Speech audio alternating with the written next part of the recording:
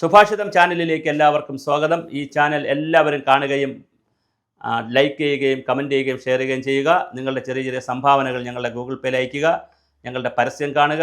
പിന്നെ അതുപോലെ തന്നെ പരസ്യങ്ങളുണ്ടെങ്കിൽ ഞങ്ങൾ വാട്സാപ്പിൽ അയച്ചു തരിക. മാത്രമല്ല ഓരോ അവശ്യ ജനവിഭാഗങ്ങളുടെ പ്രശ്നങ്ങളും വാട്സാപ്പിൽ അയച്ചു തരിക. അതിൽ മെരിറ്റ് ഉണ്ടെങ്കിൽ തീർച്ചയായിട്ടും ഇതിനകത്ത് നമ്മൾ കൊടുത്തിരിക്കും. ഇപ്പോഴിതാ മറ്റൊരു സന്തോഷ വാർത്തയാണ് പറയാൻ ഉള്ളത്. വയോജനങ്ങൾക്ക് വേണ്ടി വയോജന സൗഹൃദ മുറികൾ കൃത്യമായിട്ട് കെട്ടണം എന്നൊരു നിയമം വരാൻ പോവുകയാണ്. എന്തായാലും അതൊരു വളരെ സന്തോഷമുള്ള കാര്യമാണ്. സാമൂഹ്യക്ഷേമ വകുപ്പ് വയോജനങ്ങൾക്ക് വേണ്ടിയിട്ടുള്ള പുതിയൊരു പദ്ധതി ആസൂത്രണം ചെയ്ത്, അതായത് വയോജന നയം, സംസ്ഥാനത്ത് വയോജന സൗഹൃദ നയം രൂപീകരിക്കാൻ പോവുകയാണ്. വളരെ നല്ല കാര്യമാണ്. എനിക്ക് അത് ആവേശം തോന്നിയത്, ഞാൻ ജലവിഭവ ഡയറക്ടർ സ്ഥാനത്തുണ്ടായിരുന്നപ്പോഴാണ് കേരളത്തിൽ ആദ്യമായി ഒരു ജലനയം രൂപപ്പെടുത്തിയത് 2008.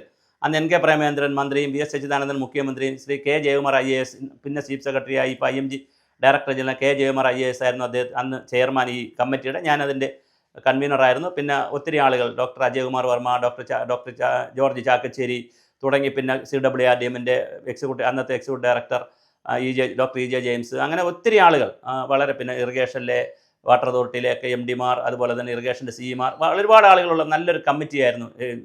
ജലനിധി എക്സിക്യൂട്ടീവ് ഡയറക്ടറൊക്കെ ഉണ്ടായിരുന്ന വളരെ നല്ലൊരു കമ്മിറ്റിയാണ് ആ ജലനയം കൊണ്ടുവന്നത്. വളരെ ഗൗരവമായ ജലനയം നടപ്പിലാക്കി. പക്ഷേ 2008 ശേഷം 2013-ലും 2018-ലും 2018-23-ലും അത് പുതുക്കേണ്ടതായിരുന്നു. അത് നിർഭാഗ്യവശാൽ പുതുക്കിയില്ല. അത് വേറൊരു വിഷയം.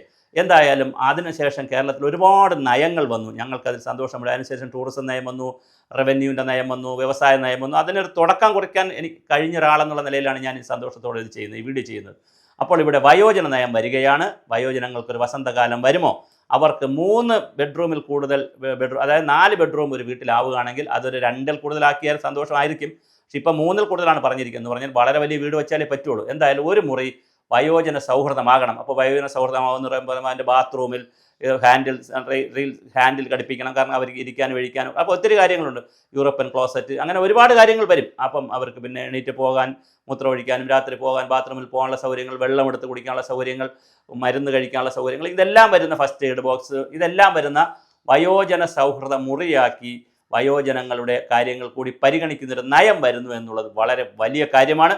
അതുപോലെ തന്നെ വയോജനങ്ങൾക്ക് വേണ്ടിയിട്ടുള്ള പെൻഷൻ പരിപാടികളും അവർക്ക്, അതുപോലെ NSS NCC കുട്ടികളെ പോലെ അവർക്ക് കൊടുക്കുന്ന പോലെ വയോജനങ്ങളെക്കുറിച്ച് പരിരക്ഷിക്കുന്നതിനുള്ള പരിശീലനം കുട്ടികൾക്ക് കൊടുക്കുകയും അവർക്ക് സർട്ടിഫിക്കറ്റൊക്കെ കൊടുക്കും, SPC ഒക്കെ പോലെ എന്ന് പറയുന്നു. എന്തായാലും വളരെ വളരെ സന്തോഷമുള്ള കാര്യമാണ് വയോജനങ്ങളുടെ പക്ഷേ ഒരു പ്രശ്നമുള്ളത്, നമ്മൾ ഒരുപാട് മനോജ്ഞമായ നയങ്ങൾ ഉണ്ടാക്കും, അതൊക്കെ എഴുതി വയ്ക്കും, അതൊന്നും നടപ്പിലാവില്ല. ഞാൻ ജലനയത്തിൻ്റെ കാര്യം പറയാം. എന്തെല്ലാം സുന്ദരമായ കാര്യങ്ങളാണ് ജലനയത്തിൽ ഉണ്ടാക്കി വെച്ചിരിക്കുന്നത്.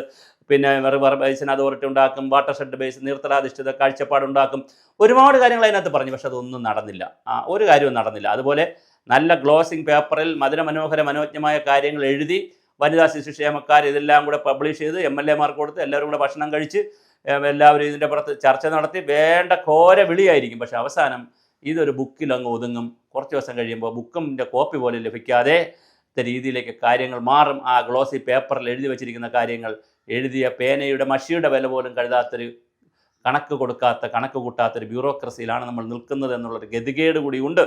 System ഫെയിലുവറാണ് sir. ഫെയിലുവറായ സിസ്റ്റത്തിൽ ഏത് നയം വന്നിട്ടും കാര്യമില്ല. എങ്കിലും അതിലൊരു ഫീനിക്സ് പക്ഷിയെ പോലെ ഉയർച്ചാരത്തിൽ നിന്ന് ഉയരുന്നത് പോലെ ഒരു നയമെങ്കിലും ഉണ്ടാക്കാൻ അതിൻ്റെ ഭാരവാഹികൾ ആരാണ് ഇതിൻ്റെ മുൻകൈ എടുത്തെന്നറിയില്ല. ആ മുൻകൈ എടുത്തിരിക്കുന്ന അതിൻ്റെ ഭാരവാഹികളെ ആ ഏതൊരു ഉദ്യോഗസ്ഥൻ്റെയോ തലയിൽ ഓളമുണ്ടായതുകൊണ്ടാണ് ഇങ്ങനെ വന്നത്. ആ ഓളമുണ്ടായത് IAS-കാരനോ IAS-കാരിയോ ആരാണെന്നറിയില്ല.